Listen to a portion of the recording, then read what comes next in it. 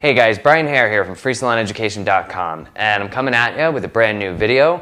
This time it's a full makeover, start to finish. I got my friend Sarah, who just got married a little while ago, so for the past year and a half she's been growing her hair out so that it would be nice and long for the big day. Now that the big day is come and gone, it was time for a big change, so she was really awesome and she let me do it all on film for you. So we sat her down, we did a really great balayage, making sure that we toned it to give it that great blonde effect that's very current, it's very hot right now, and it's something that a lot of us can use actually in the salon on our guests because it gives them that taste of fun dimension without necessarily going to a super light place that's going to make them uncomfortable.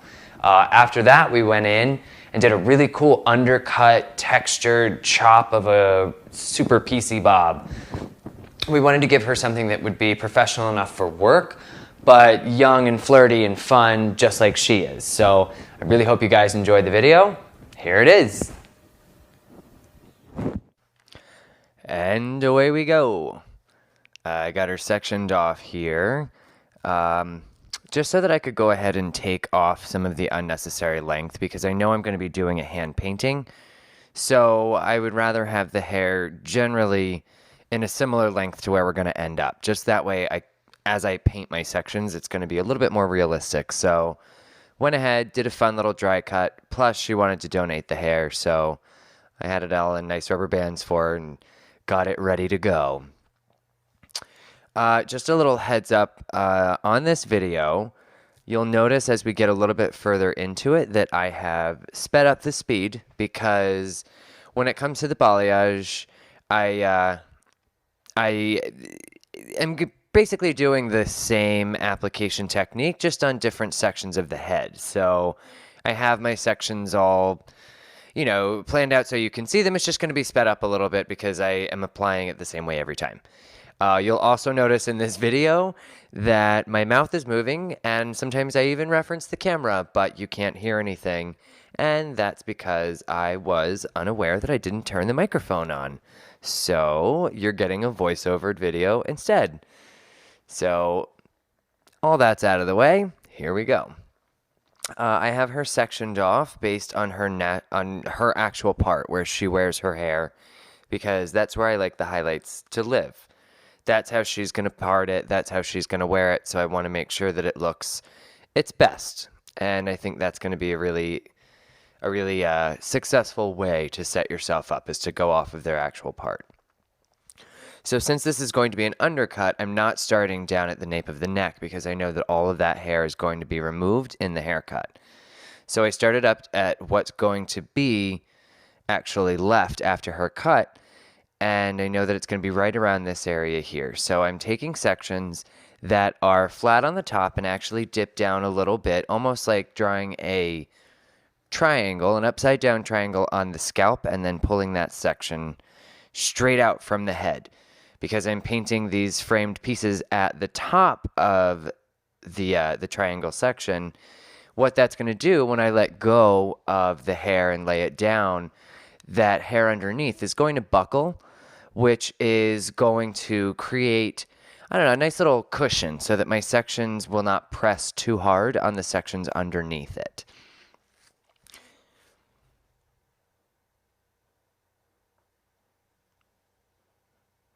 I'm wanting to give her a little bit more of a lived-in feel here. So you can see not all of these sections are going to go straight down to the root, because while I want to give her lots of dimension and movement throughout this color, I want it to also look very potentially natural. We know it's not her natural color, but I don't want people to look at her and go, whoa, there's a big color job. I want it to look like maybe she just spent a lot of time in the sun and has a little bit more light of a natural base. So I'm using the perforated saran wrap that you can buy from Candy Shaw's Sunlights company. I absolutely love it because it does help just to make sure that all my hair stays separate, so there's no bleeding, and it also just helps to create a nice little environment in there so that your lightener doesn't dry out or anything like that. It's really become a lifesaver because I can't rip saran wrap to save my life. So having those nice perforations in there make it much faster, much more successful, much easier to handle. So I definitely recommend picking some of that up. Yeah, the Sunlights Company. Very easy to find online, and they have different lengths. I know that they made it so that if it's you're to actually hold it the other way, so that like I put it on there the long ways, very vertically. It's meant to use horizontally. It's just force of habit. That's what I started doing, and so that's for some reason what I continue to do. So here we go. We're working into it. You can see this is where I've started to speed up the sections a little bit. Just because, like I said, it's still the same application. It's just moving around the head. And I did want you to be able to see the full application, but didn't want you to have to sit here for, the whole 40 minutes that it took me to put this color on. So to describe the application, to go with the visual here, as I'm elevating that hair nice and high, I get my product on the tip of my brush and I start it around the middle of the section and sweep the color downward as I move up towards the scalp. The reason for that is because that's what helps to push that product down, which, I don't know if you know this or not, but balayage is French for sweeping. So think of just doing this in a sweeping motion. You're sweeping the lightener down while moving up the hair, which helps to taper off the section a little bit so that, if you wanted to, you could have a much finer section up near the head. It helps in highlighting and just creating, whatever kind of look you're going for. I also get a lot of questions. People say that these look like very large sections, and aren't I worried about having too chunky of an end result? And actually, because of the product that I'm using, I'm not scared of that at all. I'm using, again, Candy Shaw. I'm using the Sunlights Balayage Lightener.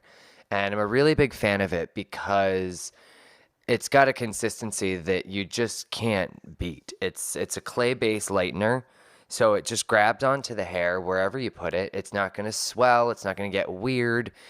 And using larger sections like this are actually completely fine because that clay base and that consistency, as it clings to the hair, it helps to almost diffuse itself.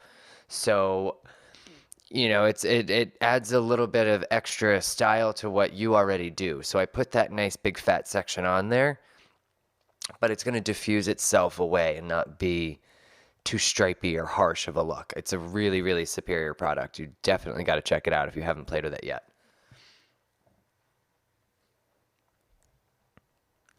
Again, make sure that elevation is nice and high.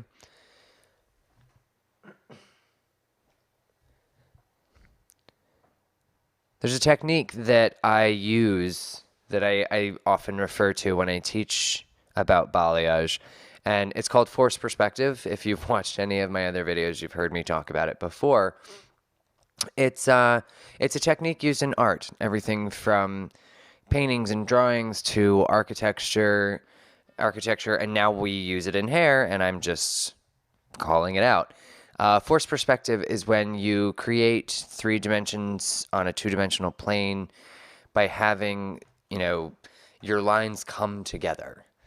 It's a very crude description of it, I think, but if you think of a long hallway and you've got the 2 lines that are on either side of the floor and the 2 lines that are on either side of the ceiling, if you stare straight down that hallway, eventually those 4 lines come together. That's what force perspective is, and that's how we're creating a nice seamless balayage in the hair. I have those 2 lines on the outside that just seamlessly come together down at my fingertips. I'm not forcing them together by just painting across the hair. I'm letting them naturally come together where that hair is pinched in my fingers. So what that does is that helps to create a very nice, soft, seamless transition from her darker root color into those lighter ends. So whether I choose to just do the outsides or, like you see here, actually paint a line down the middle of the inside, it really is just a matter of how light I want her to be. That's one of the great things that I love about balayage is you can look and see exactly, what's going to be lightened. You're looking at the hand painting yourself. So you can see, do I need to cool it on the next section because I just put a lot of blonde in, or do I need to pick up the pace? It's whatever you want this end result to be. As you see, I come in, one very important area for me is to always make sure you get that little sideburn area because, this day and age, people pull their hair up constantly, whether it's for work or for the gym or to get it out of their face or whatever. That's a very common thing is women need to pull their hair up and have their hair still look good. What I like about balayage is it doesn't give too harsh of an end result, so you can get right in there on the hairline, and so long as you get that angle down when she pulls her hair back, it's gonna still be highlighted without being too harsh. So I lifted up that sideburn section and actually painted the underside of it because I want to make sure that that pop, happens when the hair goes up as well. As I work around the face, I always make sure that the sections closest to the hairline on the face go as close to the head as possible because in all actuality, were this a strictly sun lightened effect, that would be the lightest. It tends to be finer hair, so it gets really light in the sun. If you think of like a small child, like a little girl who just spent all summer running around, that hair around her face is going to be so much lighter. And that's really the effect that we're trying to create by painting this in. I wanted to make sure that I get lots of blonde around that face because I did put quite a bit in the back there. So I really kick it up an extra notch as we get to the front of the head. As we finish up, make sure as you get up around the top of the head that you're still paying attention to elevation. Holding it straight towards your chest isn't the same elevation anymore because now you're at the top of the head. So really focus on making sure that you get that hair up there, get that lift so that, you have a nice even consistency throughout the entire job that you're doing there. Again, start framing that section, going the outsides of the triangle, letting the lines naturally come together at my fingertips. I use the paddle, also from Sunlights. Thank you, Sunlights, for making this so easy for me. I use the paddle to hold it so that I can make sure that I get those ends perfectly saturated and covered because I really want her to just be light. We're going for that bronze, so you got to do it all. My favorite pieces to do are those pieces right at the part, right around the face, whether they've got bangs or just layers around the face. I love it because that's always, in my opinion, supposed to be the lightest. I always refer to them as the Sarah Jessica Parker pieces because if you look at her, as long as she's been a blonde, that's always where the highest concentration of her blonde is. Even there are times she's got dark hair, but still has those pieces right on the part, right around the face, super light. It makes a world of difference. Which is also why it's very important, again, to go off of their part. If it's somebody that says, oh, well, my part moves around, well, then ask them where it tends to be the most. Or go with where it was when they walked in. Play it safe. Play it smart. We know how this works. Again, creating that center line to really make sure. And see, you look there, you see that negative space, that dark hair. That's going to be the dark to lightened ratio when she's finished. This section, I really wanted to make sure that it was ultra saturated. So I even lifted it up and went underneath because more than wanting this piece to diffuse out, I wanted that top piece right on the part to be really light. So I let it pierce through on both sides. Let me lay it down, do that front favorite piece of mine.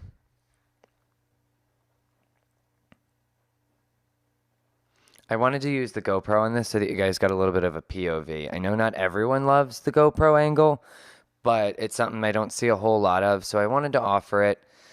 If you don't like it, close your eyes, I guess, until you get to the parts that aren't GoPro. But I wanted you to see because there's so many angles that are so important in this. And now you guys get this angle to see how high I'm lifting the hair. And you've got the GoPro angle to see at what angle I'm painting onto the section. So now there's options. This I just went ahead and sped way up because, again, I'm not doing anything crazy different than I've done on the entire rest of the head. And these are just the last couple of sections. I processed her. The other good thing about the cellophane, I processed her until it looked done, until I knew that it was light enough for me to tone it.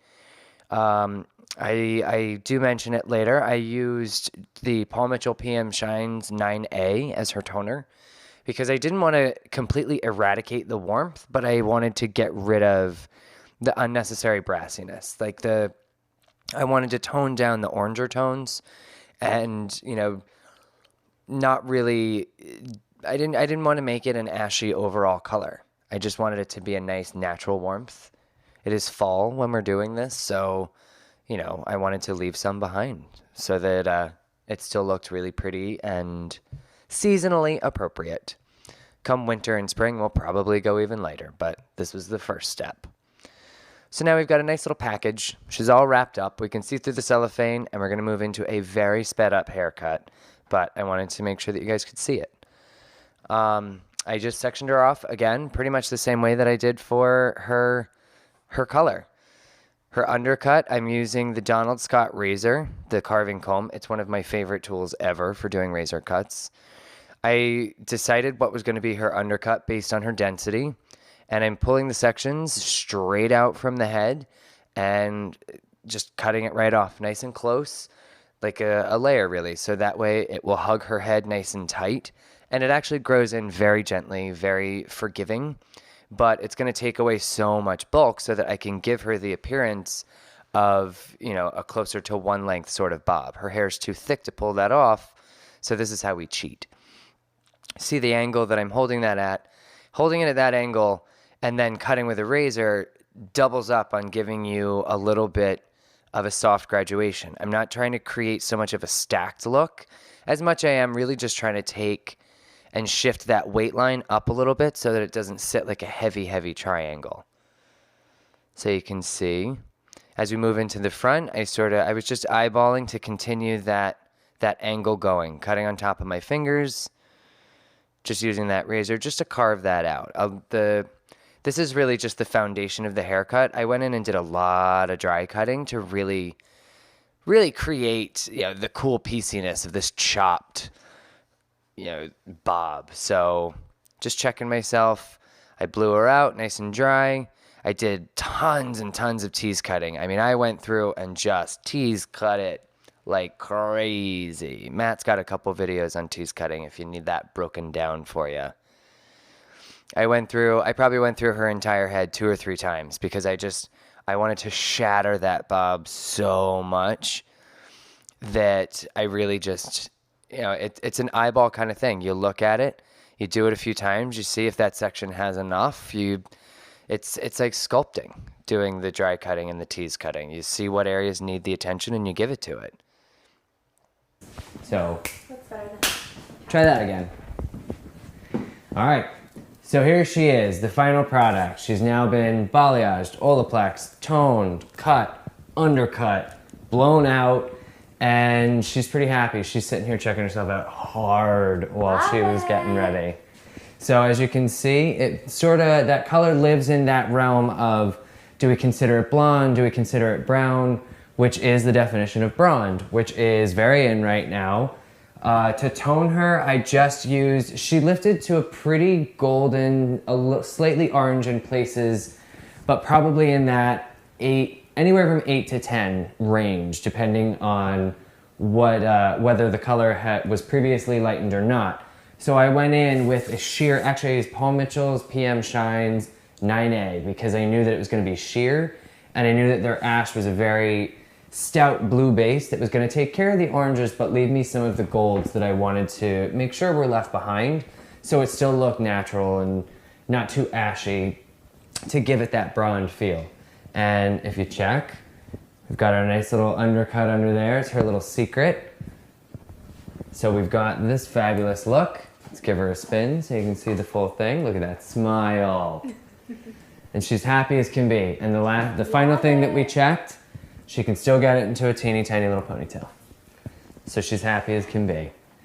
So there it is. We're going to style her up with a couple more looks for you so you can see it with a little bit of the tousled curl. You've seen it straight. So thank you very much. Be sure to subscribe to us right here on YouTube. Check us out at freesaloneducation.com. Check me out on Instagram. My name is Hairstyle with an E. Thank you very much. We'll see you soon.